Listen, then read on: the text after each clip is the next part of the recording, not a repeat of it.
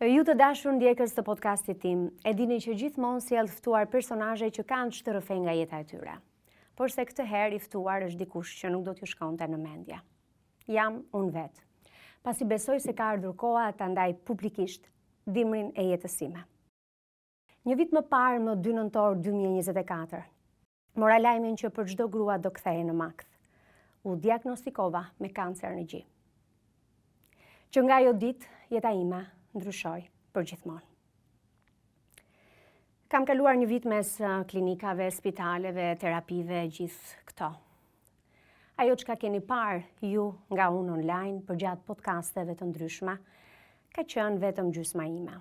Gjysma tjetër zhvillohej në betej.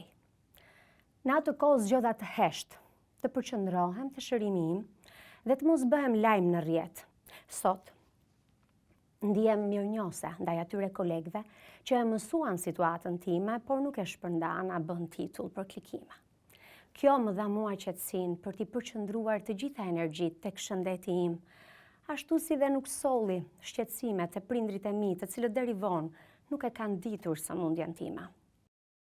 Tashmë ata e din atë çka kaloi fëmia e tyre, por dhe unë jam më e fortë dhe më e qartë për shumë çka. Ju e dini, unë gjithmonë kam besuar te rrëfimi. Unë jam ajo që jeton, punon duke u thënë të gjithëve, tregoni, në një farë kuptimi të rrëfyerit na shëron. Kështu ndodhi dhe me mua. Në javët e para përveç mjekëve, më ndihmuan shumë historitë grave që kishin kaluar në për të njëjtin kalvar spitalesh. Të kuptohemi, nuk ka kancer të lehtë, edhe kur zbulohet herët si në rastin tim. Është makt. Por çdo gjë është më e lehtë kur e kap në kohë. Në shkurt, ama vendosa ta ndaj këtë histori time nëpërmjet shkrimit dhe rrëfimit në një libër që e titullova Një ditë tjetër. Nuk doja t'i bija shkurt. Doja ta kaloja këtë fazë të jetës me një thjesht podcast apo thjesht një shënim. Si në një ditar, doja të përshkruaja çdo gjë që pash dhe përjetova, si grua, si paciente, edhe si gazetare. Kam hapur zemrën në për këto faqe libri. Diku edhe jam dalur për të qarë, por më pas kam rinisur, siç po e bëj tani. Libri Një ditë tjetër u mbështet nga ABI Bank dhe Fondacioni Vodafone Albania. Sot jam ulur në karrikën e përgjigjjeve. Te pyetjet kam ulur një shoqe jete. Ky është podcasti im më i vështirë dhe vetëm me ty mund ta ndaja këtë rrëfim me ndjekësit e mi. Anjeza, unë nuk mund t'jap intervistë në platformën time, nuk kam arritur në atë lloj vaniteti, por ja kam detyrim ndjekësve të kësaj platforme, atyre që më kanë ndjekur, më kanë dhënë kuraj, dhe atyre që unë i kam mësuar se tregimet janë të rëndësishme. Kështu që ne nuk do të bëjmë një intervistë sot, ne do bëjmë një bisedë intime. Si që bëjmë gjithmonë, prej më shumë se 20 vjetësh. Faleminderit që pranove njëherë, se dhe mund të thojë jo.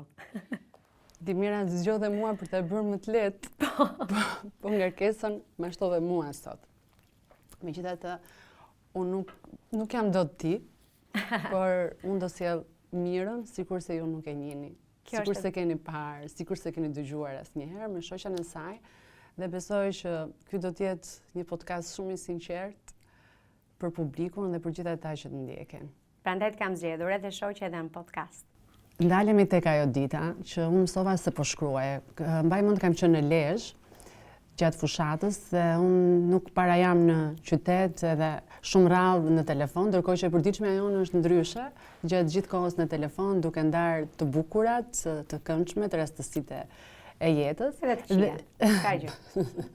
Edhe thash, si po ja bën Mira, por në telefonatën tënde që kam shumë gjëra për të thënë sot për ty Mira, dua të them telefonatët e tua optimiste se gjithë jetën ke qenë personi që më ke dhënë optimizëm për gjërat e mia dhe atë ditë me optimizëm më the që unë po shkruaj një libër dhe kam gjetur kohën e kam mbushur shumë bukur. E mbaj mend telefonatën, kam qenë diku nga mesi i librit dhe më the, po pse s'm ke thënë se do kisha qenë më e qetë, kam gjithkohës në merak se çfarë po bën ti, po ti je shumë e qetë tani se ti je mirë me librat.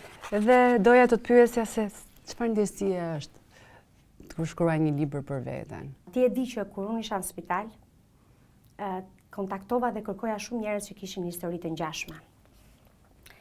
Përveç doktorit dhe përveç Zotit, kisha shumë nevojë për njerëzit që kishin kaluar të njëjtën histori.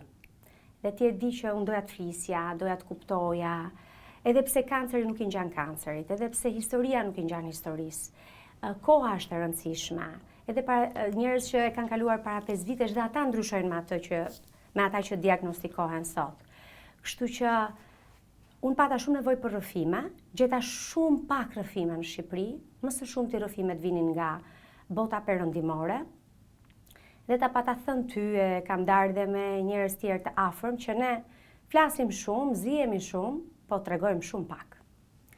Dhe nëse do kisha fat që çdo gjë të shkonte mirë dhe do t'isha në terapinë e dur dhe unë do isha qartësuar, sapo ta kisha mbledhur veten nga gjithë ai vërshim lumensh në jetën time, do t'ulesha për të shkruar. Për veten time sigurisht, sepse më ka bërë mirë që ta procesoj atë që ndodhi, kisha nevojë dhe unë të kuptoja çfarë kishte ndodhur me mua, ti e di që unë isha edhe paciente, po dhe menaxherja e vetes time, për të dalë te libri. Ishte ndjenjë shumë e bukur. Ishte shoku dhe shoqja ime më i mirë i pranverës. Bëhem xheloze unë tani, se jam gjithmonë shumë xheloze. Jo, nuk e merr një libër rëndësinë e njerëzve të dashur. Ti e di dhe libri është mbyllur, por ne do shkojmë me një omazh për njerëz të dashur, për miqtë dhe për familjen time. Janë më të rëndësishëm se çdo gjë tjetër. Po ishte shumë bukur të shkruash. Nuk është e thënë, nuk e dija nëse do ta botoja. Kisha vendosur këtë që në fund fare do ta merrja vendimin nëse do ta shohë dritën e botimit apo jo. Do duhet që të ishte një libër që të më dukesh mua që të kishte diçka, doja të ishte shumë i sinqert. Ishte pak delikate se ti nuk do dhe të lëndosh njerëz që janë në terapi e sipër. Pra ti, por nuk doja të isha as heroina, po as viktima, doja të isha dhe normale. Po te ky normaliteti im kishte sigurisht shumë dhimbje. Edhe pse ndoshta diku edhe mund duket e bukur, po s'ka dhimbje të bukur, ja. Unë në fakt sot kam ardhur këtu të zbuloj disa nga sekretet e tua.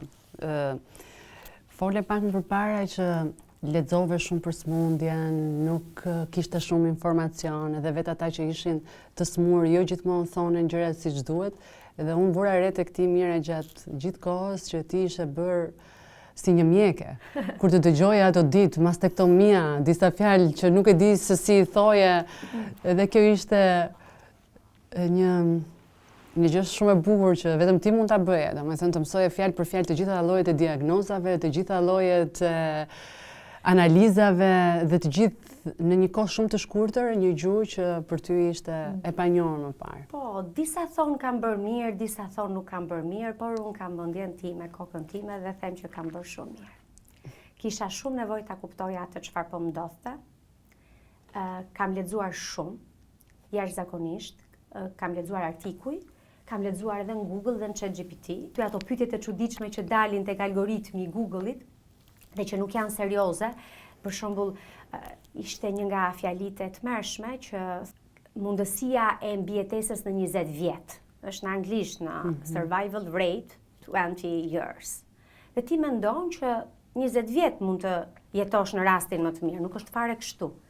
Po në atë ditët e traumës, ndoshta s'do më kishte bërë mirë, s'kam bërë mirë që e kam lexuar këtë, sepse kisha nevojë ta ballafaqoja dhe doja ta kuptoja çfarë ishte ajo fjali. Kështu që shumë shpejt e di, unë u futa dhe zgjodha artikuj serioz, lexova artikuj që mendoja unë që më bënin mirë.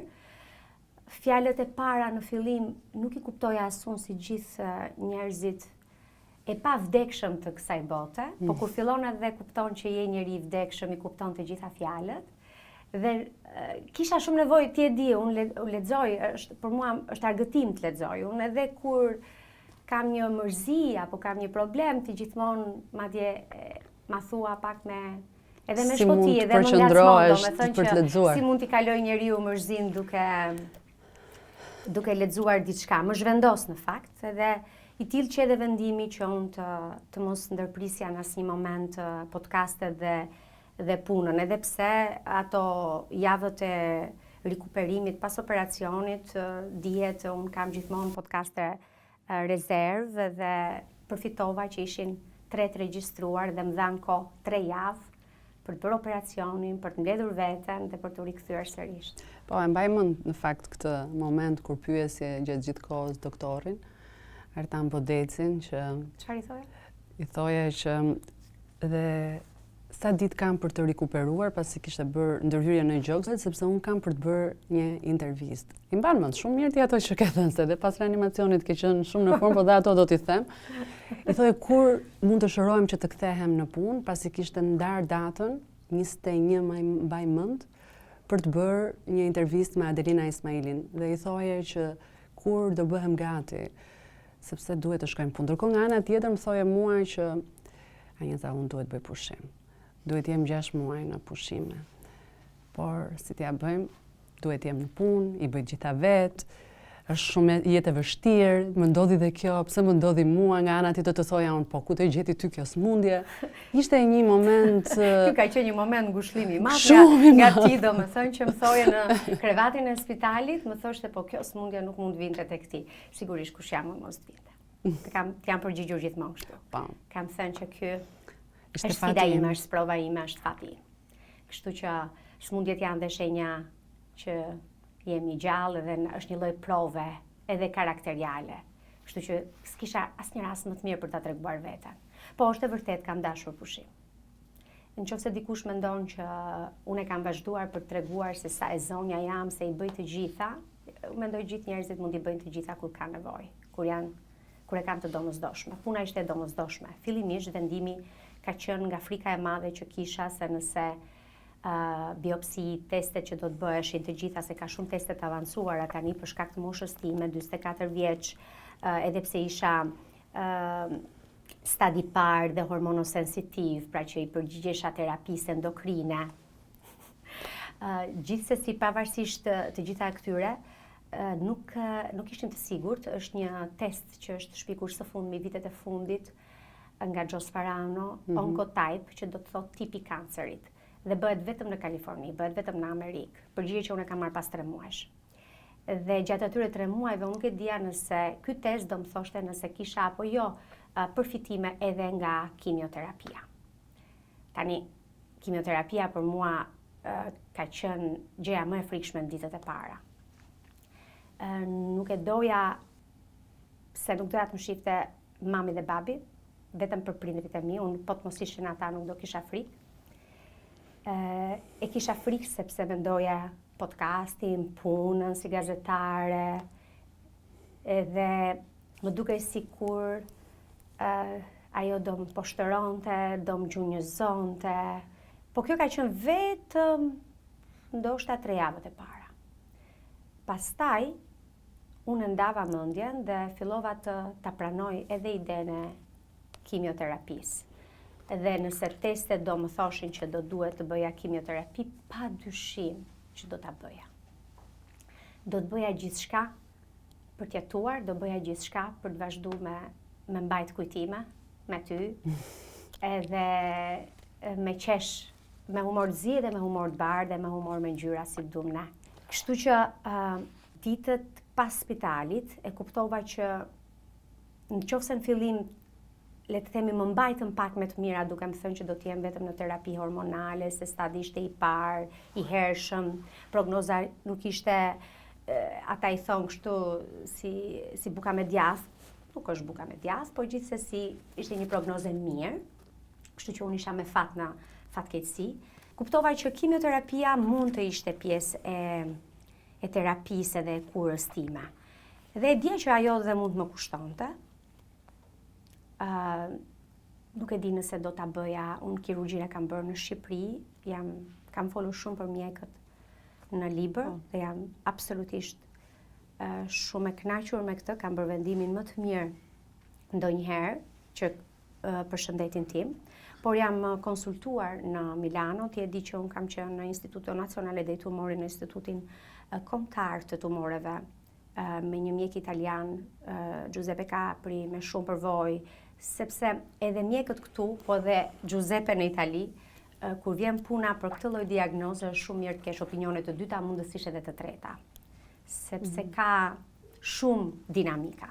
Kështu që duke ditur që mund të kisha një terapi të gjatë dhe nuk e dija sa do më kushtonte, kuptova që nuk e kisha luksin që ta lija punën, duke qenë se tek e fundit unë do më duhet ti paguaja vetë shpenzimet për shëndetin tim dhe do kërkoja atë më të mirën, nuk diskutohet, mund të shkoja t'i bëja edhe në Tiranë, nuk e kam ditur dhe nuk e kam parashikuar se çfarë do ndodhi, por e dija që do më duhej që të kisha më njanë para për kurimin dhe për shëndetin tim.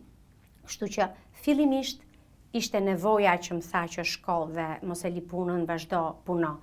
Po e vërteta është që ditën që jam ngritur në këmbë për të bërë bisedën me Adelina Ismailin, kisha 2 vjet që prisja i rria kështu nga pas, doja ta bëja një bisedë tjetër me Adelina Ismailin. Atë ditë jam ndjerë gruaja më seksi në botë.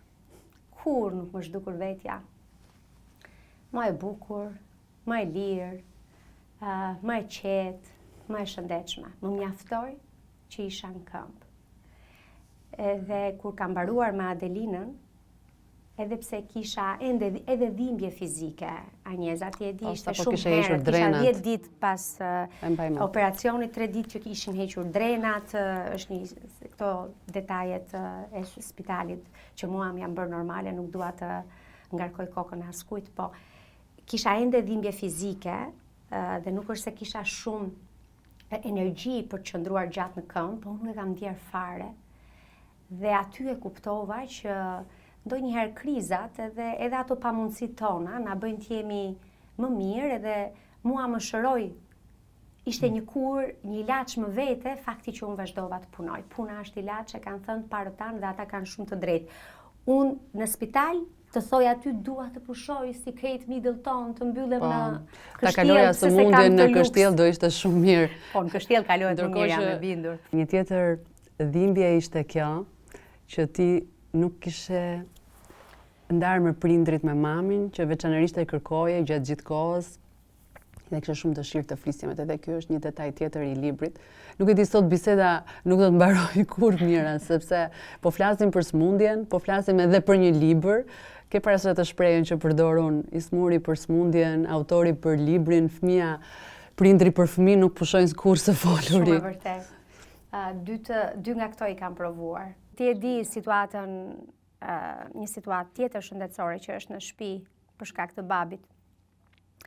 Dhe unë nuk doja që në atë moment ta stresoja mamin. Babi gjithsesi për shkak të diagnozës ti nuk është se do ta kuptonte shumë atë që po ndodhte me mua. Në një kuptim kjo më qetëson që nuk e mori vesh asnjëherë. Po për mamin do të ishte shumë e vështirë. Ti e di sa e lidhur jam unë me prindrit e mi. Mendoj që gjithë fëmijët janë të lidhur me prindrit, po. Unë e kam patur një lloj lidhje të veçantë me ata të dy. Kemi kaluar shumë kohë me njëri tjetrin. Zgjodha të mos ja them mamit. Ka qenë vendimi më i vështirë dhe i kërkoj shumë falje. Sepse siç ka merituar të mos trishtohet, ka merituar ta di çapo kalon goca e vet, vajza vet, bija vet. E ka lexuar mami librin tënë, çfarë ka thënë? S'ta kam vërë asum këtë pyetje, apo ta bëj tani një podcast. Po, është e vërtet. Mami është e para që e ka lexuar librin. Po, sepse para se sa libri të futej në shtyp shkronjë, ka qenë pak e vështirë, po unë kam shku dhe ja kam rrëfyer mamit. Ja thash të gjithën. Sigurisht ja thash në kushte shumë optimiste, në kushte shumë të qeta. Megjithatë, prap ajo mendoj që është disi e lënduar, do kishte dashur ta dinte si çdo nën, nuk është e qetë që s'ka qenë aty me mua, por unë sinqerisht vazhdoj të mendoj që kam bërë prap gjën e dur dhe me këtë. Kisha shumë nevojë për prindrit, kam folë shumë për ta në libër, po isha shumë e qetë që ajo nuk ishte aty në momentin e pritjes së gjatë të analizave, testeve dhe biopsive. Në ka një gjë që ta skalis ka durimin, janë biopsit dhe pritjet e përgjigjeve për shëndetin. Kështu që nuk doja që ajo të ishte pjesë e kësaj. Vërtet nuk ishin prindrit që janë shtylla kryesore e çdo njeriu, dashuria më pa kushte që ekziston, por ti e di, unë kam qenë me shumë fat për vllajën tim, për motrën time, Nipërit, Mbesën, Marjetën, Lulediellin tim, kushirën time, doktoreshën që më ka shoqëruar kudo. Ti që ke ardhur dhe ke fjetur me mua në spital, edhe e kuptonte gjithmonë që unë kisha pak më qef të vinte Arnjeza. Edhe pse më shumë se sa motra ime, dhe një natë nuk erdhi se ishte e lodhur dhe të pas nesërmen më morën telefon, pa i thënë asgjë, nuk i thash asgjë se nuk i them asnjëherë Arnjezës, nuk kanë kohën. Edhe më morën telefon dhe më thanë, sa po të mbaroj punën, sonte ne do flem të dyja bashkë. Kishte edhe disa momente në spital. Ne kishim dhe momentën tona se po thoje po qanim, por edhe nuk është se kemi qarë gjatë gjithë kohës, se kishte momentet bukre. Prisnim kush do vinte për vizitë, të shkruaj ajo apo ai, e mori vesh ky, e mori vesh ai, edhe pse na kishte porositur që të mos ja thonim askujt. Dhe pastaj vendose të shkruaja një libër. Madje unë i kisha thënë disa personave dhe i thoja të mos i thoni gjë. Keni parasysh shumë mirën, të lutem mos i thoni gjë se zëre se nuk e dini, doja thot vetë. Po të gjithë e mbanin me mua sepse unë i shkruaja shumë sinqerisht, duke i thënë të lutem, po ja tregoj. Okej. Tamam, si është e vërtetë. Mira ka thënë të mos flitet, por ju thjesht mos ja tregoni mirë. Shumë mirë. Dhe unë do ta ndaja diku. Patjetër. Po, e vërteta është në fakt dhe mirë që dole aty se jo pa qëllime kam mbyllur me miqt dhe me njerëz dhe mi të dashur, sa unë mendoja Arnjeza që kur dikush sëmuret, sëmundja nuk është vetëm atij që i bie. Sëmundja është e të gjithë njerëzve të dashur që kanë dikë që e duan, që po lëngon, po heq një vuajtje, një dhimbje, po përballet me një sëmundje tegër, siç është kanceri. Dhe fytyrën tënde e kam patur parasysh, po edhe të Ilvës, të motrës, të vllajt, të njerëzve, gjithë njerëzve të mi të dashur, të majlindës. Kam menduar dhe për ju, se kam thënë me veten time gjatë asaj kohe, të gjithë i kishin sy tek unë, të gjithë interesoheshin për mua. Edhe më kujtoj që i kam thënë motrës, a e ke pyetur Arnjezën si është? Kam dashur të kuptoja, a u interesua dikush për ju? E vërteta është që nuk interesohet askush, dhe është normale, për të tjerët, për njerëzit që të rrethojnë. Kështu që e kam thënë libër, pastaj e mbyll me pak doza humori, se unë ti e di që nuk dua ta teproj, që unë shpresoj që gjithë ju që më keni qëndruar afër në atë moment absolutisht në operën kryesore të jetës time. Siç ka qenë ballafaqimi me sëmundjen, Zoti dhe jeta tua shpërblej me shëndet dhe me mua vërdall. Mira ka dhe shumë humor të dashur miq. Për këtë fjalën të dashur miq, Mira do thotë, po ç'ke që prezanton si në vitet e dikurshme, Arnjeza po boll, i vetvetja se do dalësh më bukur në televizor. Gjithsesi, prandaj nuk dal më as në televizor. Bukur. Ke bërë dhe shumë humor. Ke dalë nga reanimacioni, nuk e ke shkruar në libër. Edhe ke bërë shumë humor, unë kam qenë aty. Edhe Mira thoshte që... Do e kem pas nga narkoz. Ndoshta. Mira thoshte që... Tash Mira bëri gjoksin. Aty pra nesh kishte edhe disa vajzat të tjera që kishin bërë gjoksin dhe ankoheshin gjatë gjithë kohës, ka shumë dhimbje ndërhyrje. Edhe Mira më thotë mua, akoma si kishte dalë narkoza, Arnjeza, po pse gjoksin kot do e bëj unë? Duhej një arsye e fortë për të bërë gjoksin. Apo gjatë kohës që unë baja telefonin tënd. Edhe Je vetëm njëri që i kam lënë telefonin. Telefonin dhe pasportin tim e ke vetëm ti. Tani... Mendo. S'ka sekrete. S'ka asnjë sekret. As nuk dua. Pas kaq vitesh, Po s'kemi çfarë mendon për sekretet?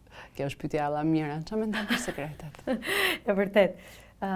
Mendoj që ta vështirëson jetën shumë. E vërtet.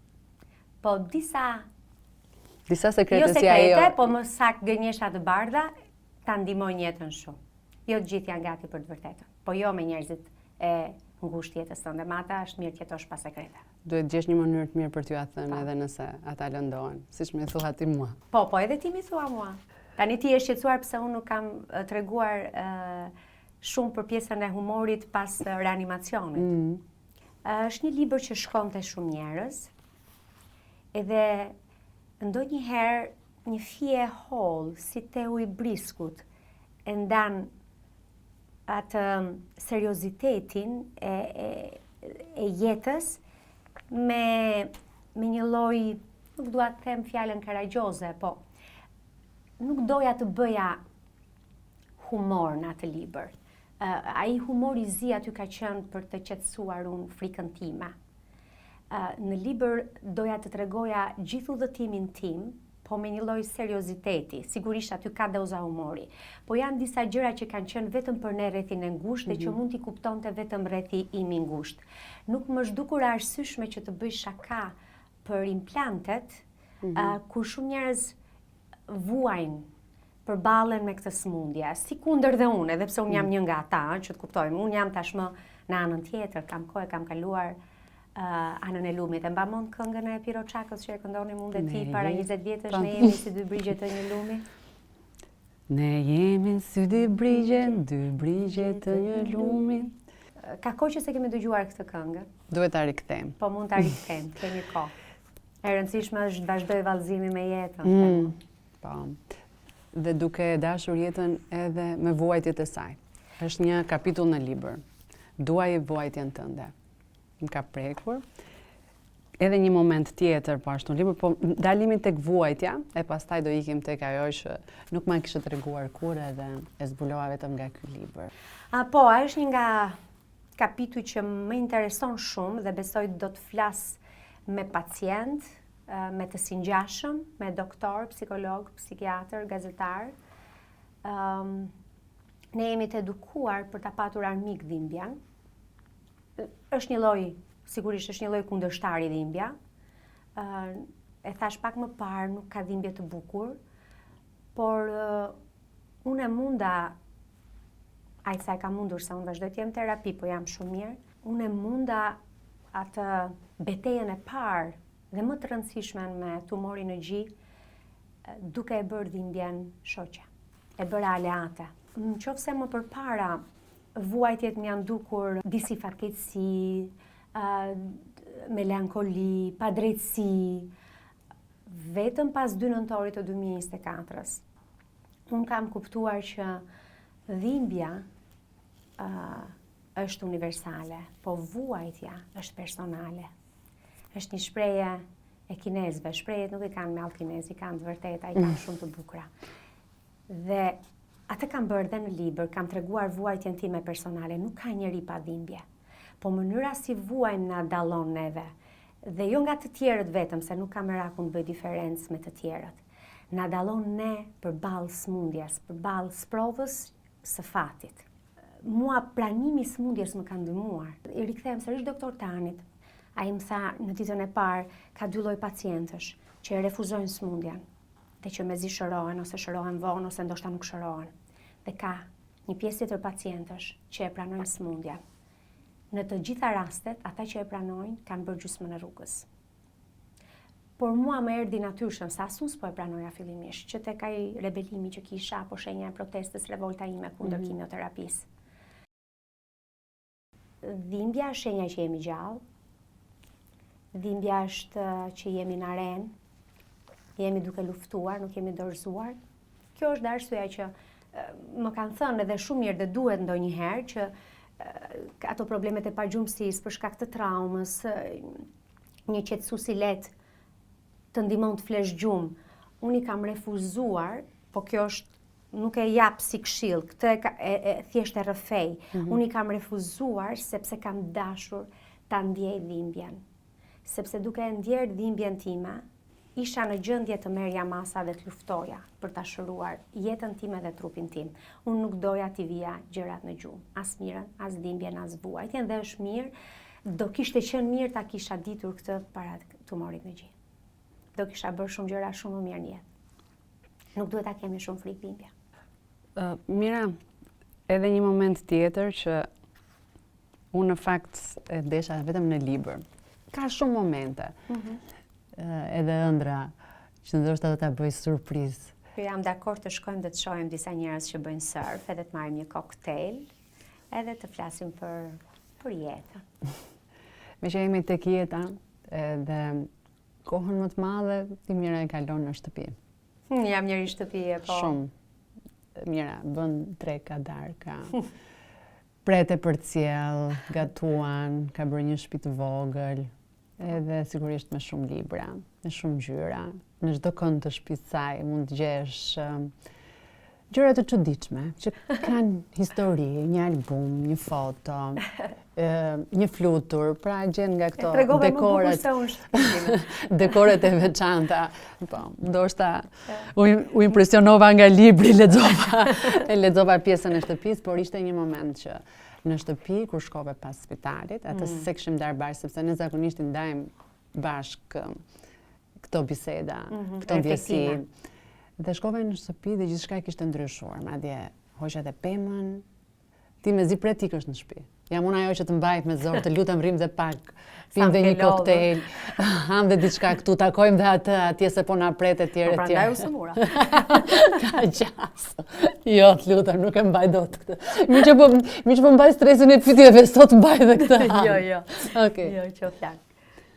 Secili ka fatin e vet. Po unë dua shumë shtëpi. Dua edhe shtëpitë të tjerëve. Sidomos ato vilat e bukura. I shoh, edhe kur iki për shembull jashtë, jam shumë kurioze, më shumë se sa të shoh muze, vdes të shoh shtëpi të bore. Kur isha në disitë e Kilva, i kërkova që të më çonte në këto lagjet e mira dhe të shikoja se si jetonin. Edhe futesha dhe shikoja fiks si shqiptar, që të ngulin syt tamam, ata sterin nga kanë të çojnë sa atje shkon kollaj në komisariat. Po. Por kjo shtëpia që e kisha bërë me aq shumë dashuri, me djerës, me një kredi të mirë, kur jam kthyer në shtëpi pas operacionit, kur në jetën time nuk do ta dija se do të provoja atë lloj ndjenje boshllëku. Shtëpia më dukej si një zgavër. Nuk e kishte, e humbi reputacionin e saj. Çdo gjë dukej sikur festa kishte mbaruar. Dhe kam patur shumë të vështirë, nëse do rendisja 3 momente shumë të vështira njëza, ka qenë rezonanca e parë në spital në 2 nëntor, kur u dyshua pas ekos se në gjinët e mi kishte 2 shenja as pak të pëlqyeshme, dhe rezonanca ka qenë një moment i frikshëm, se isha vetëm, e pa përgatitur, e tronditur.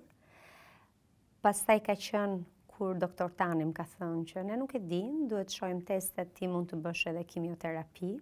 Vendimi për mastektomin ka qenë i vështirë, po kam qenë shumë e kthjellët, sepse mendova që do duhet të sakrifikoja diçka për shëndetin tim. Dhe i treti ka qenë kthimi në shtëpi. Kështu që ajo ka qenë një moment shumë i vështirë. Nuk e di pse nuk e kam ndarë këtë reflektim me ty, apo me motrën time, apo me të tjerë. Po kjo e shtëpisë ka qenë shumë e vështirë, sepse kuptova që shtëpia më e rehatshme, shtëpia më e bukur në botë është të kesh shëndetin. Jo të kesh një shtëpi të madhe, apo shtëpinë e ëndrave. Të jesh mirë me shëndet është pasuria më e madhe. Të flesh natën është pasuria më e madhe, të zërë gjumi. Unë i pyes shumë të ftuarit kur vinë për lumturinë edhe për raportin, njerëz që ja kanë dalë, janë suksesshëm, edhe i pyes për raportin që kanë me paran, me pasurinë. Kam qenë gjithmonë kurioze dhe nga të gjithë, nëse do të bëja një emërues përbashkët, kam kuptuar se i lumtur nuk është të kesh, por të jesh. Tek unë merr kuptimin e parë. Kush të donte përveç meje, vetëm që ta lexonte me së zbën këtë libër? Një njeri po thua?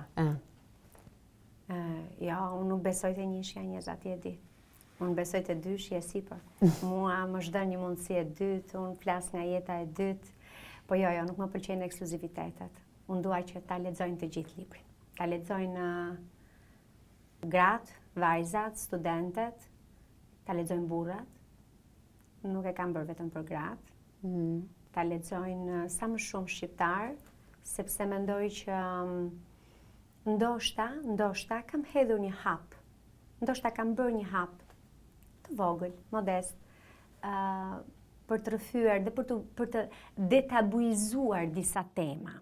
Ne nuk duam, ne na edukojnë që të mos i themi gjëra, të mos e tregojmë dobësinë, sepse njerëzit se mos fol.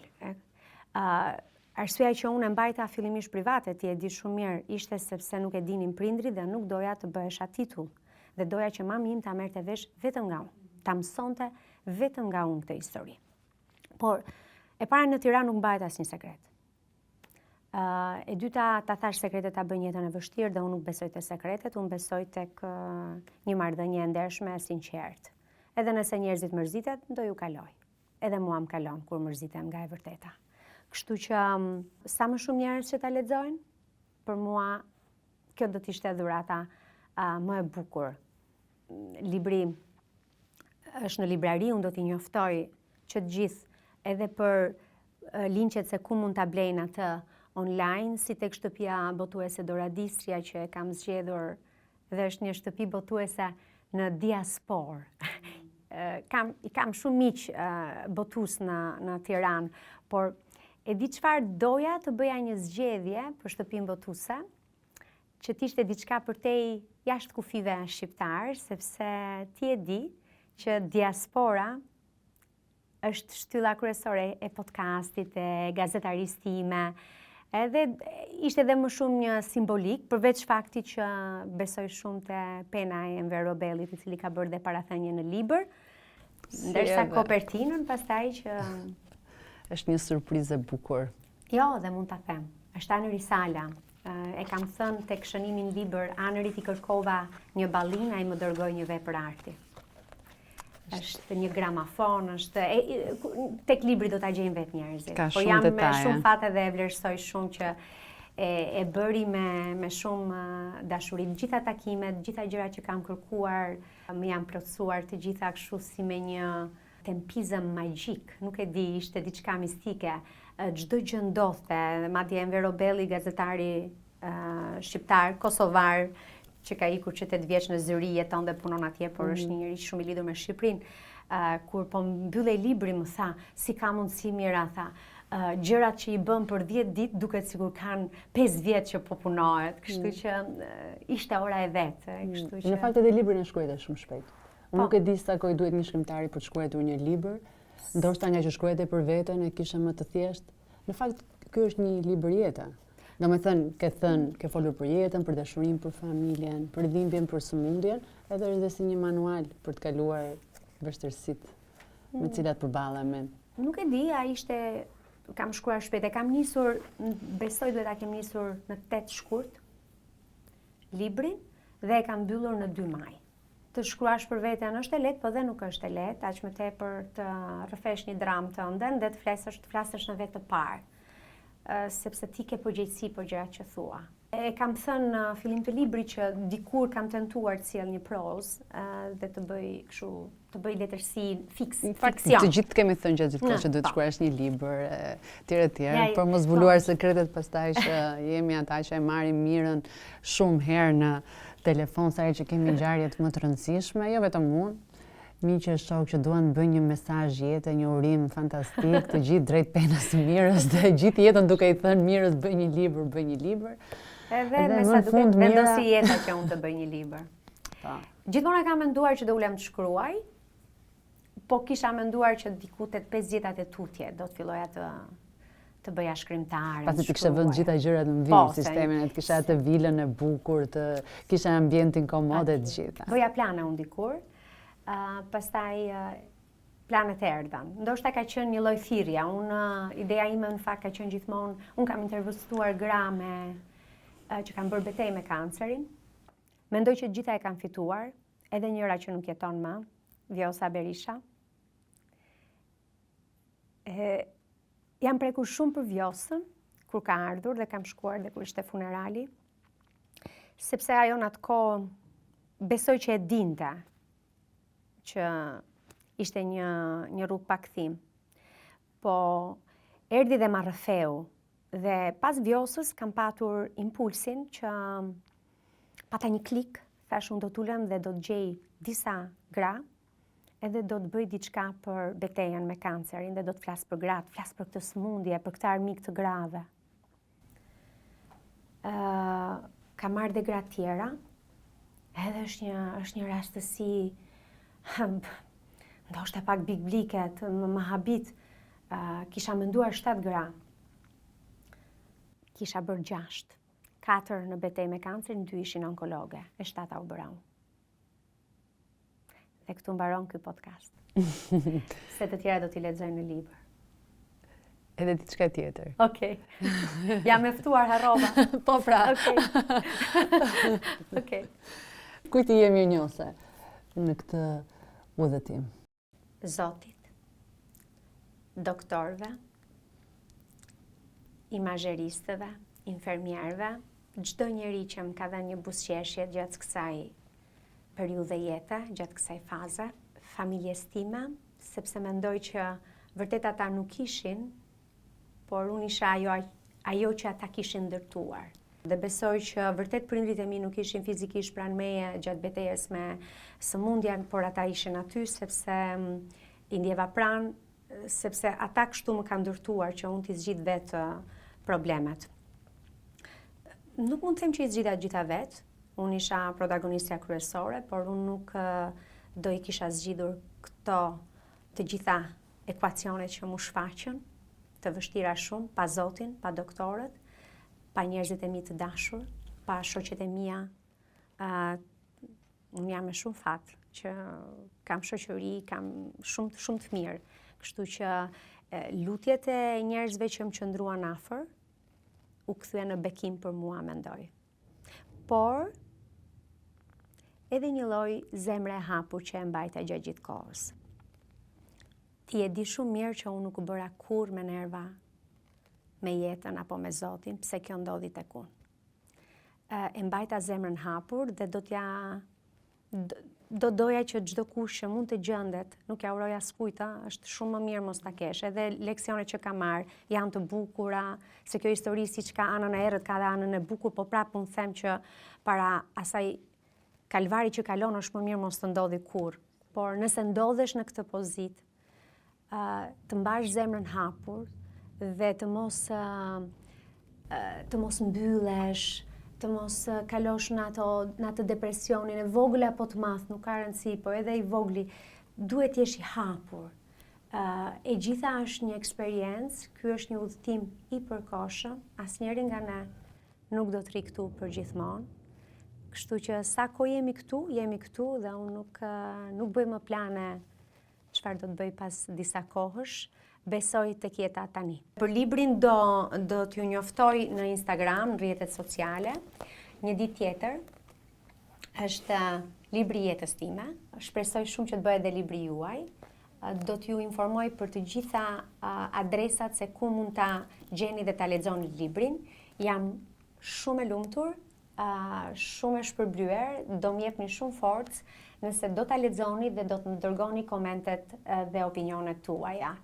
Ju falenderoj shumë të gjithë ndjekësit e podcastit. Ju jam edhe juve mirënjohës, edhe pse nuk e keni ditur, le të themi, vitin tim të pazakon, dimrin e jetës time. Por duke qenë aty, duke bërë share podcastet, duke më inkurajuar, duke më dhënë dashuri, duke më bërë mua të besoj që isha duke jetuar një jetë normale, edhe pse gjysma ime, siç e thash, zhvillohej në betejë. Ka qenë shumë bukur që ta bëjmë këtë vit bashkë, edhe pse ju nuk e keni ditur që keni qenë gjithashtu një forcë shumë e madhe për mua. Do të flasim për tema tjera në vazhdim. Unë shpresoj që të gjej njerëz me histori të bukura këtë vit dhe shpresoj që këtë historinë time ta lexoni dhe ta merrni si një histori në vetvete të bukur. Besoj që nuk është aq e trisht edhe ndjes nëse diku jam përlotur, por kjo është pjesë e jetës, nuk ka jetë pa lot. Ju dua shumë dhe shumë faleminderit.